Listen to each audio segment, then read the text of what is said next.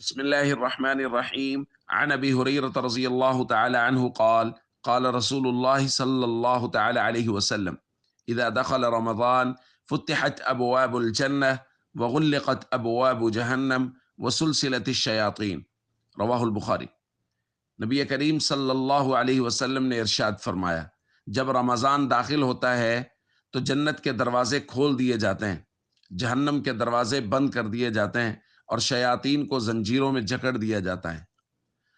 دوستو، رمضان المبارک رحمتوں اور برکتوں والا مہینہ ہے اور اس میں خوب دعائیں قبول ہوتی ہیں۔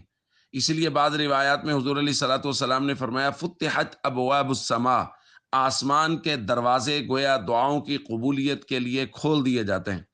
اور بعض روایات میں آتا ہے ابواب الرحمہ، کہ رحمت کے دروازے اس مہینے میں کھول دیے جاتے ہیں، کہ اللہ رب العزت کی رحمت اس مہینہ میں خوب برستی ہے۔ اس لیے ہم سب کو رمضان المبارک کے معمولات کو ترتیب دینا چاہیے، کوشش کرنی چاہیے کہ خوب ذکر و تلاوت میں اپنا دل لگائیں، گناہوں سے بچیں، وقت کو ضائع ہونے سے بچائیں، اور کوشش کریں کہ اپنے اوقات کو پوری طرح سے مصروف رکھیں، لوگوں کی غمخواری کریں، قرآن کریم کی تلاوت کریں، اور ہر وقت اپنے آپ کو کسی نہ کسی امر میں مصروف رکھیں تاکہ مبارک ساعات میں سے کوئی بھی گھڑی ضائع نہ ہو۔ السلام علیکم ورحمۃ اللہ وبرکاتہ۔